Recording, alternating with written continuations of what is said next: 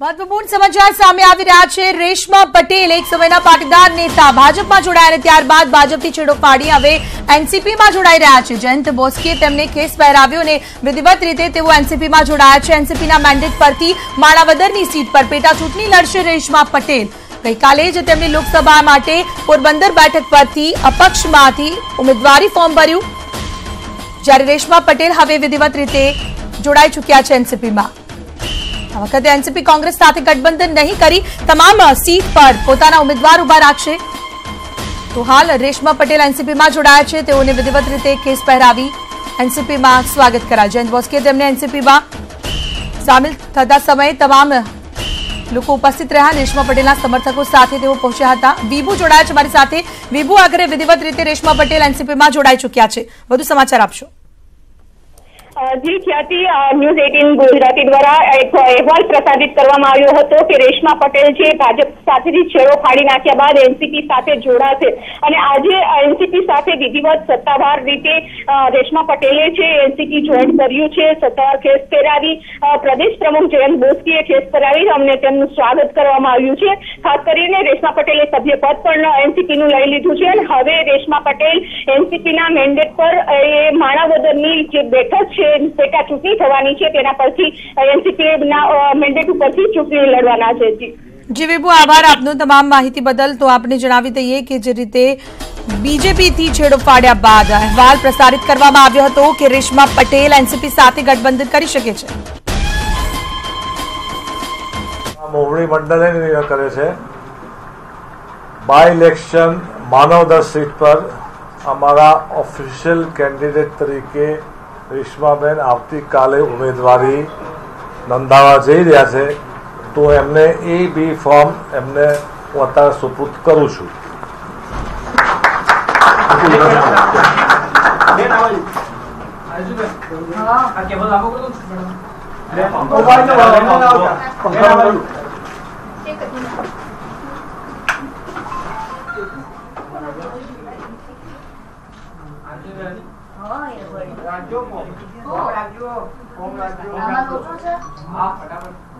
ચાલુ છે વિઝ્યુઅલ પતી ગયો।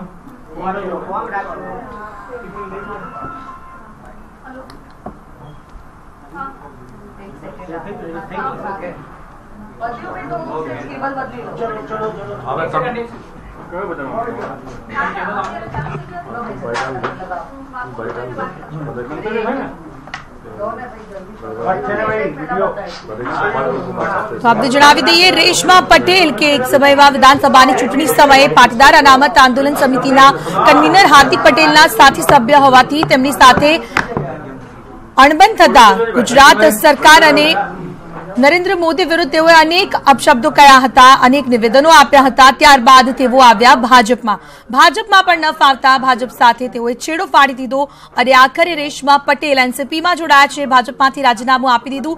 રાજીનામા પછી તેમણે ભાજપના પ્રદેશ નેતાઓ સામે પણ આકરા પ્રહાર કર્યા હતા। રેશમા પટેલ પહેલા જ એવી જાહેરાત કરી હતી કે હાર્દિક પટેલ જ્યાંથી ચૂંટણી લડશે ત્યાંથી તેઓ ચૂંટણી પ્રચાર કરશે, પરંતુ જે રીતે હવે हार्दिक पटेल तो चूंटणी लड़वाना ज नहीं, कारण के अदालतना आदेशना कारणे हार्दिक पटेल चूंटणी लड़ी शके तेम नहीं। तो रेशमा पटेले पोरबंदर बेठक परथी उम्मीदवारी नोंधावी छे। भाजप अने कांग्रेसना उम्मीदवारो वच्चे तो चूंटणी जीती शके तेम नहीं, तेम छतां तेमणे अपक्ष उम्मीदवारी करी छे पोरबंदर बेठक परथी अने हवे एनसीपी साथे जोडाईने तेओ मेन्डेट मेळवी तेओ पेटा चूंटणी लड़शे माणावदर बेठक।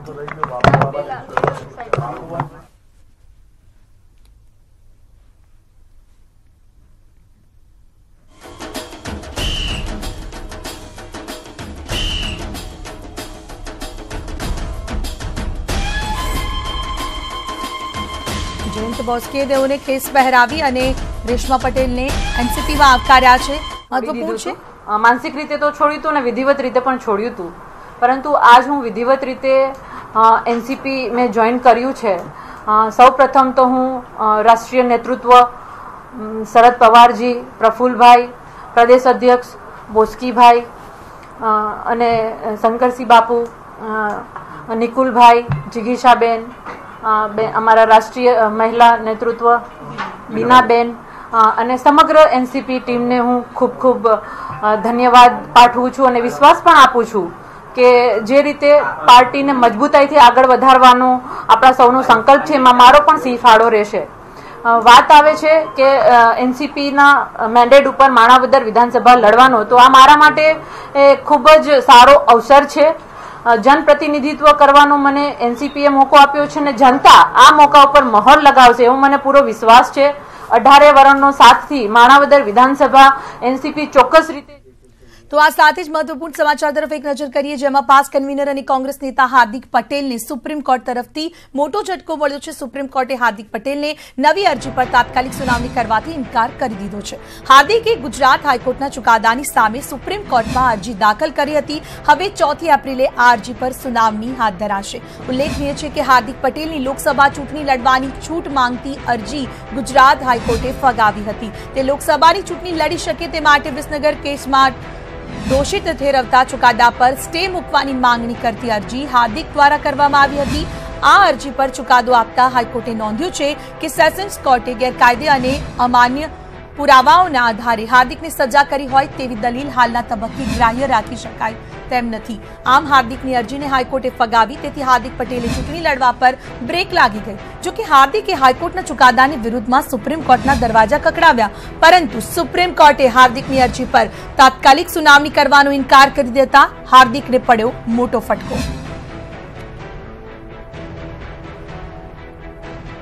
આખરે હાર્દિક પટેલનો સામે જે કેસ છે તે શું છે તે આપને જણાવીએ, જેમાં વર્ષ 2015માં પાટીદાર અનામત આંદોલન સમયે હાર્દિક પટેલ સહિતના પાટીદાર આગેવાનો વિસનગરના તત્કાલીન ધારાસભ્ય ઋષિકેશ પટેલને આવેદનપત્ર આપવા માટે ગયા હતા.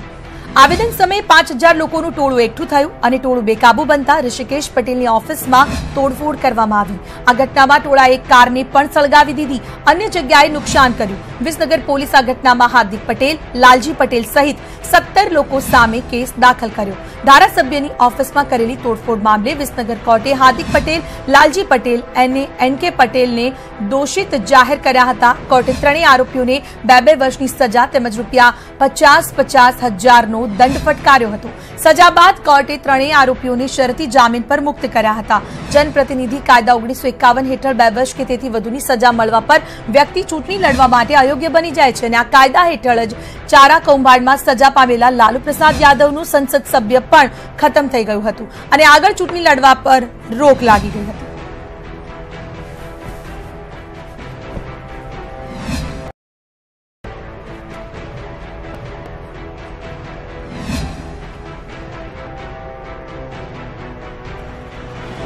હાર્દિકને ઝટકો નહીં, હાર્દિકને જીવતદાન મળ્યું. હાર્દિક માટે ખુશીના સમાચાર છે, મારા માટે દુઃખના સમાચાર છે. હું પ્રાર્થના કરતો હતો કે સુપ્રીમમાંથી એને મંજૂરી મળી જાય, પણ એને સુપ્રીમ કોર્ટે બહુ મોટી રાહત આપી દીધી. હવે એને 2-4 દિવસ આ ચૂંટણી છે ત્યાં સુધી વફાટ કર્યા કરશે. ભાજપનું નામ કર્યું, તેમ કર્યું, દુકાનો ચાલ્યા કરશે.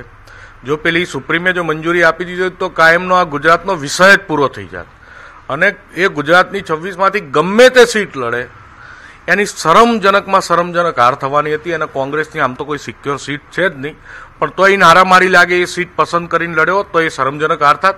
અને હું તો હજુય કહું છું કે બીજું ઓપ્શન એના માટે ખુલ્લું છે, એના પરિવારજનમાંથી કોઈને લડાવે અને જોઈ લે પોતાની લોકપ્રિયતા ને બધું કે ગુજરાતની જનતા, ગુજરાતની પ્રજા એની શું દશા કરે છે. એટલે ગુજરાતની પ્રજા આ કલંકિત ચહેરાને ક્યાંય સ્વીકારવાનું નથી. કોંગ્રેસના મિત્રો જે 1-2 મિત્રો જે રાડારાડ કરે છે કે હાર્દિક 26 લોકસભામાં પ્રચાર, અરે ભાઈ 26 નહીં, 543 લોકસભામાં પ્રચાર કરાવો. તમે 543માંથી 54 જીતીને બતાવો ને 26માંથી 1 જીતીને બતાવો.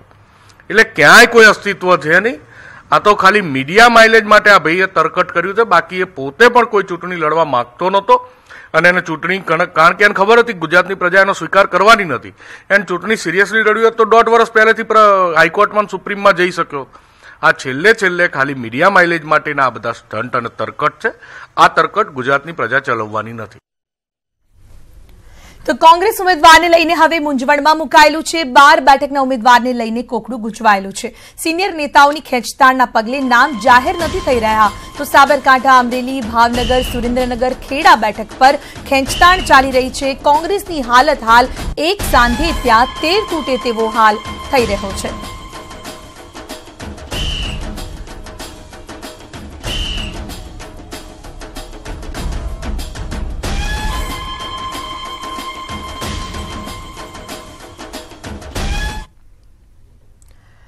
ફળોના રાજા કેરીનું માર્કેટમાં આગમન થઈ જતા આરોગ્ય વિભાગ હવે સતર્ક બન્યું છે, કારણ કે સુરતમાં આરોગ્ય વિભાગે જ્યારે દરોડા પાડ્યા ત્યારે કાર્બાઇડથી પકવાતી કેરીનો જથ્થો ઝડપી પાડવામાં આવ્યો છે. આરોગ્ય વિભાગે અત્યાર સુધી 350 કિલો કાર્બાઇડ કેરી અને 40 કિલોથી વધુ કાર્બાઇડ મળી આવ્યું છે. જપ્ત કરાયેલ તમામ કેરીના જથ્થાનો નાશ કરાયો. આટલી માત્રામાં કાર્બાઇડ પકવતા સુરતવાસીઓએ ચેતવણી આપવામાં આવી છે કે જો કાર્બાઇડથી પકવેલી કેરી ખાશો તો જરૂરથી રોગી બનશો.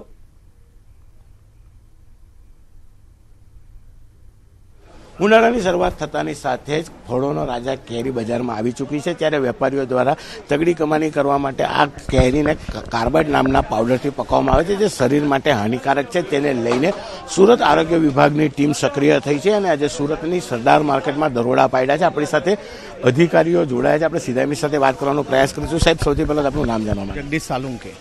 સાલુંકે સાહેબ, કયા પ્રકારના દરોડા છે, કેટલી કેરી છે, કેટલો કાર્બાઇડનો જથ્થો મળી આવ્યો? હાલમાં ફૂડ વિભાગના ફૂડ સેફ્ટી ઓફિસરો દ્વારા એમજી ફૂડ માર્કેટ ખાતે તપાસણી કરવામાં આવી રહી, તેમાં 30 થી 40 કિલો જેટલું કાર્બાઇડ મળી આવેલું છે અને 300-350 કિલો જેટલી કેરીનો નાશ કરવામાં આવી રહેલો છે અને કાર્યવાહી ચાલુ છે. સાહેબ, આ કાર્બાઇડ શરીર માટે કેટલો હાનિકારક કહેવાય? હા, એના લીધે પેટના રોગો થઈ શકે છે. ચોક્કસ આ હતા અધિકારી કે જે રીતે કાર્બાઇડ પાવડર છે શરીર માટે હાનિકારક છે, તેને લઈને ઉનાળાની શરૂઆત થતાની સાથે દરોડા પાડવામાં આવે છે. જો કે આ કાર્બાઇડથી કેરી અને કેળા પકવવામાં આવતા હોય છે. ખાસ કરીને કેરી બજારમાં આવતાની સાથે જ તેની ભારે માંગ છે, ત્યારે આ કેરીને એકદમ જલ્દી પકવવા માટે આ પાવડરનો ઉપયોગ કરવામાં આવતો છે. તેને લઈને આ દરોડા પાડવામાં આવ્યા છે. 40 કિલો કાર્બાઇડ અને ખાસ કરીને 350 કિલો કરતાં વધુ કેરીનો જથ્થો કબજે કરી તેનો નાશ કરવામાં આવ્યો છે. સમગ્ર ઉનાળા દરમિયાન આરોગ્ય વિભાગ દ્વારા આ પ્રકારના દરોડા પાડવામાં આવશે અને જ્યાં આગળ પાવડર મળી આવશે ત્યાં ચોક્કસપણે કાર્યવાહી પણ કરવામાં આવી રહી છે. કેમેરામેન આનંદ ગુરવ સાથે કિતેશ પટેલ, ન્યૂઝ 18 ગુજરાતી, સુરત.